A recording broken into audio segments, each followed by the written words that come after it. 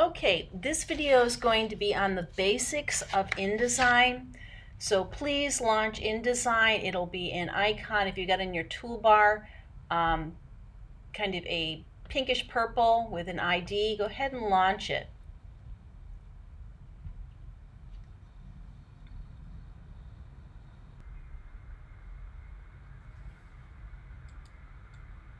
Okay, so you're going to get your regular interface, very similar to all the Adobes. And what I'd like you to do is create new. You get the new document dialog box for project number 4. You're going to be in print again. So go ahead and select print. And just for demonstration purposes, we're going to go ahead and just set up a typical document, change the unit of measurement to inches, and we'll go ahead and leave it at 8.5 by 11, but I'm going to change the orientation to landscape just because it projects a little bit better on my screen. All right, you can insert how many pages you want. I'm just going to leave it at 1 for right now. I'm going to decheck facing pages, and I'll talk about that a bit later.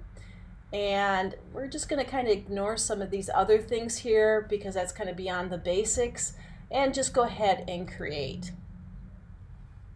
All right, so you're going to get an interface with tools that you're going to be familiar with. Adobe has tried really hard in the past to make all the tools throughout the Adobes very similar, and InDesign is no exception. One thing I want to mention about InDesign, it is a page layout program, meaning it is best suited for projects that have multiple pages or a front or back side, or something like magazines, books. It's not really suited to do posters or something like that. Again, it's a multi-page product application. All right, let's just kind of quickly look at the tools. So the first tool here is the Move tool. So if you've got something on your document, you can move it around. So I'll go ahead and just grab a rectangle, draw out a rectangle to begin with. I'll change the fill. Okay, so with the Move tool, it'll allow you to select the object. Oops, I popped something open. And move it around your document. Okay, now the next tool is the direct selection tool, and we'll cover that a little bit later. There are some other tools in here that I'm not going to go in order because I don't think it's best suited to go in order, but some of these we're going to ignore. Some of these are much more advanced tools for when you'd want to design something like a magazine or a catalog. But then you've got your typical text tool, you've got a line tool, you've got your pen tool, and I will note that the drawing tools in InDesign are not as sophisticated as they would be in Illustrator or even Photoshop. Again, InDesign is mostly a page layout program, meaning you lay out your designs and then you bring graphics into it. However, it is very, very good for text. A lot more text options than you'd have in other Adobes. Moving on, you've got a little box here that has an X. These are the place tools. You've got a rectangular frame tool, an elliptical one, and polygon. Frame tools. What you're going to use these for is to create a frame and bring an image into it, and I'll explain that a little bit later. Then you've got some simple tools. I'm going to pause because I hear a train going by. Okay, actually it was 3 really large helicopters this time. Anyway, I can't remember where I left off. I think I was talking about the frame tools. By the way, all your tools that have this little triangle at the bottom means there's a subset of those tools. And we'll talk about some of those other tools in more detail. We're going to skip that. We'll skip this one. I think that's all the tools that we need to know for right now. What I do want to mention here as far as the dialog box, the pinkish line that you see in the middle is the margin guides. And I'm going to open up a different document just because I want to talk about something else. I'm not going to save this one, and I'm going to open up another one. Print, inches, okay. Expand this a little bit. All right, so this time what we're going to do is go ahead and put 3 pages in here. We're going to leave this be. We're not going to worry about primary text frame.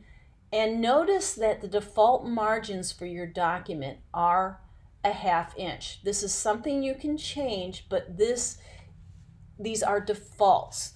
The reason you have margins is just like just another guideline that'll help you align things, keep away from the edges. Also, at the bottom here, what you have is bleed. Bleed is area that you want to give outside of your trim, and the trim would be, in this case, 8.5 by 11. This would be outside of your trim. It gives the printer a little bit more room when they're printing the document for extra art. So they don't have to cut right on the line of your trim, but rather you're giving them a little bit of wiggle room. So if they don't have an exact cut, they won't cut into the paper. Meaning, let me say that differently. If you fill your entire document with color, you need to make sure that you're extending your art all the way to the bleed. So when the printer cuts your design, that they're still have color to cut into and not paper. And maybe in the file that'll explain that a little bit better. Anyway, your bleed will be 0.25. It's always good to put a bleed in there, even if you don't want or need a bleed. And we'll talk about that more. Slug is something you'll probably never use. You might use if you work in a big company, but usually it's just information outside of the document that's for internal purposes or for a printer. For example, I used to work for a cable company, and we would have different prices in different locations through the United States, Chicago, Boston, just a variety. And we would put in the slug that this document was for Chicago or it was for, Philadelphia. So this is for internal purposes only. And sometimes even it's a place where people can get approvals from their supervisor. All right, I'm going to go ahead and say create again. All right, now this time I guess I did portraits, not a big deal. Now what we're seeing in here, this line is the margin. It won't print. It is just a guide. So if I again come and do a rectangle again, it's just going to help me align my objects. Okay, and again you can change that. Now in the gray here, this reddish line outside the trim is the bleed. All your art needs to extend to the bleed. So if I fill this one with color, okay, I need to make sure, whoops, I keep clicking too much. I need to make sure that my art, my color extends all the way to the bleed, because the printer is going to try to cut along the trim size, but you want to give them a little bit of wiggle room so they don't cut into the white of the paper. Okay, I will take points off your project if you do not include the bleed area. Okay, if you don't have any artwork that's extending outside, you don't need to have a bleed area, but it's always a good idea to have one in case you decide later on that you do. Okay, extend all the way to the bleed area.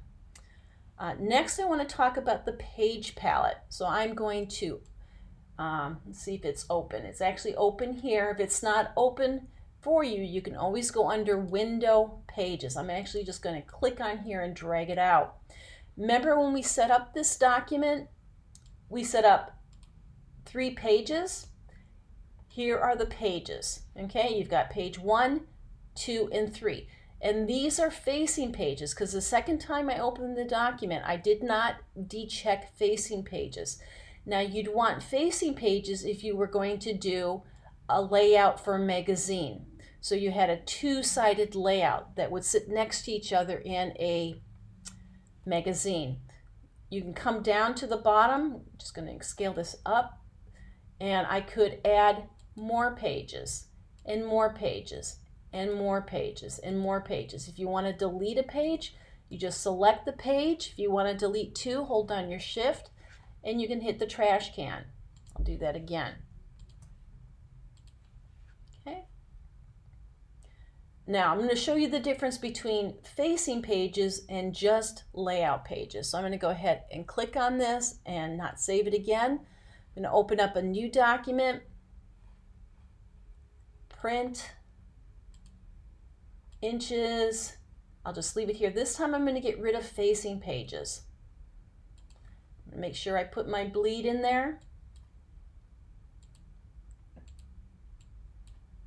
0.25, 0.2, 0.25. I'll click on that to have it go on all sides, and I'm going to create. Okay, I'm going to open up the Pages dialog box again, which appears that I have closed. So I'm going to go Window, Pages.